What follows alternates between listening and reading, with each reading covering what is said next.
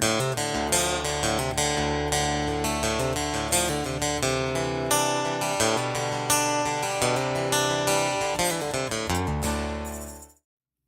November 21, 1970, Colonel Bull Simons led a contingent of U.S. Army Green Beret operators onto a target, a POW, a prisoner of war compound known as Sanh Te in North Vietnam.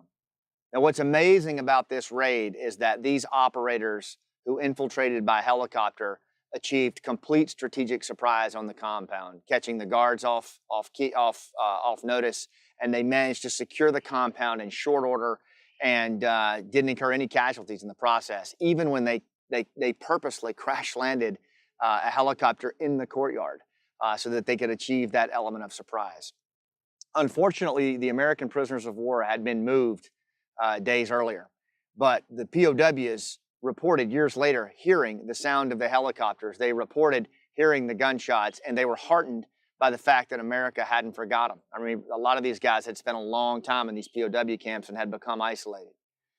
This raid went on to become one of the most famous raids in special operations history, and one could make the argument that it was certainly a powerful template for the Navy SEALs as they looked at the raid on the UBL compound in Abbottabad, Pakistan, decades later.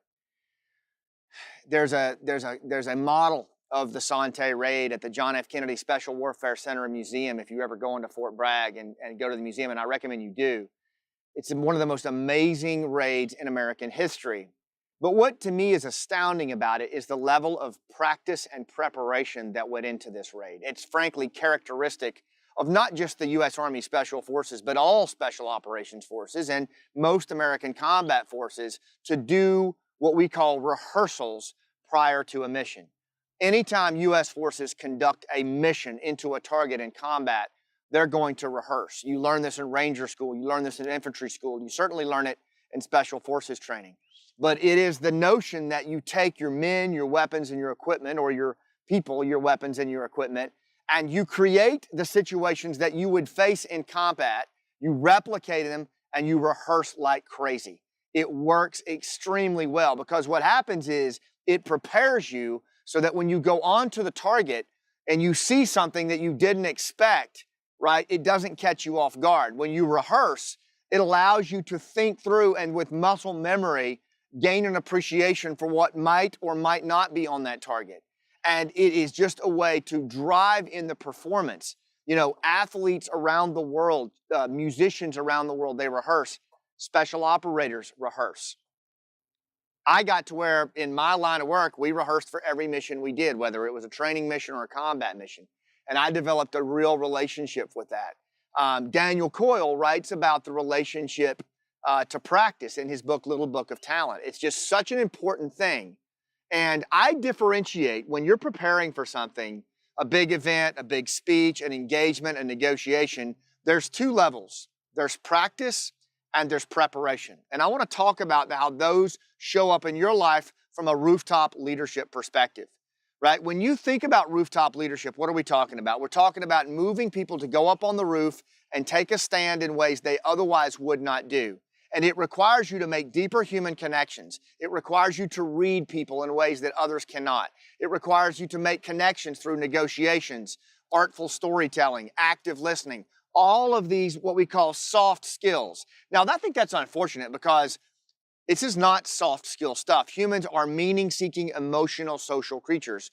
And if you want to move people to take action, if you want to persuade a client to buy from you, or you want to inspire an associate or employee to follow your vision, those soft skills are the ways that you do it. You can't hit them upside the head with a pipe or coerce them with the threat of being fired and think that people are going to be inspired and take action or buy or invest on your behalf. It just doesn't work that way. If you want to move people to action, it's those soft skills of storytelling, physicality, interpersonal connection, reciprocity, active listening, negotiating that really move people, right? And you've got to practice those. The two ways that I say to do it are the same ways that the Green Berets went into Sanh Te. There's practice and there's preparation. Practice are the things that you do every day of your life in the moments in between. It's usually in a rhythm or a ritual. You go out, a basketball player in college will go out and shoot 1,000 free throws a day, right? A marksman will go out to the range, like Wes is a competitive marksman, and he will put countless thousands of rounds downrange. That's practice. That's what you do with repetition in the day-to-day. And it should be quality practice. It should be purposeful practice, not just getting on the treadmill and watching Oprah, right? You want this to be thoughtful, purposeful practice. And you do this every day to enhance those skills. So for example, in the realm of storytelling, behind me, you see my story lab. I get on my feet every morning. I go out here, I practice my enunciation, I practice my movement, and then I tell one of my stories to one of those trees behind me. And when you do that thousands and thousands of times, you get good enough so that you own a room in a very powerful way and people move. But it's that repetition, that relationship to practice, as Coyle says, that makes you good. Same with listening. You can practice listening in the everyday just by listening to your kids. In fact, who do we not listen to the most that we should? The people we love. So practicing listening, active listening, asking thoughtful, open-ended questions. There's all kinds of ways you can do it, but practicing it in real time. And then there's preparation. Preparation is what you do in anticipation for a specific event. So if I've got a keynote coming up, like I did this past week, I'll produce a preparation sheet that has blanks for dates for me to do 10 reps. And I will record those 10 reps the same way those Green Berets would record each of the iterations they did collectively in anticipation of Sanh Te, right? Getting scientific about how you prepare, writing down the dates that you do it, making annotations of what you learn from the preparation.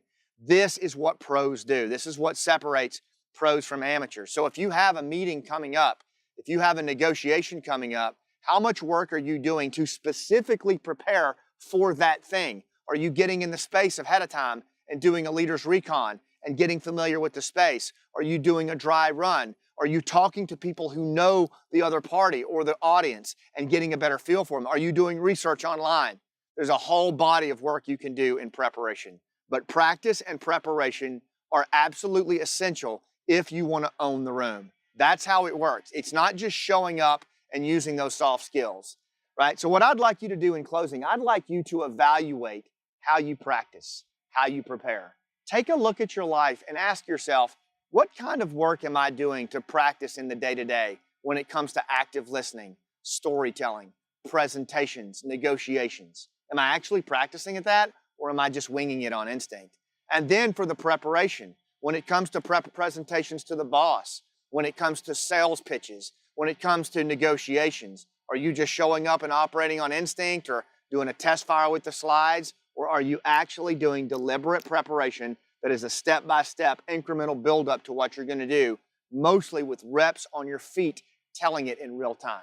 The people who do that are the ones that are going to own the room. They're going to be the most relatable, and they're going to be the most relevant person in the room, which means that's who you will get chosen by people who are distrustful, disengaged, and disconnected.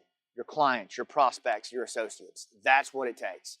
I'd like to invite you to join us in the Rooftop Leadership Mastery. This is where we work on this stuff all the time for $50 a month.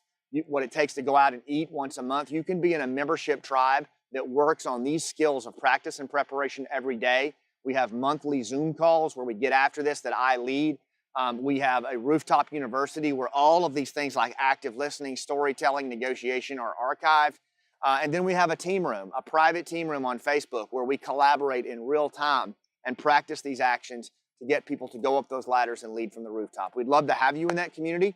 Make sure you join us at rooftopleadership.com/mastery. Did I get that right, Wes? Okay. Can't wait to see you guys in the next episode. Thanks for what you do, and I'll see you on the rooftop.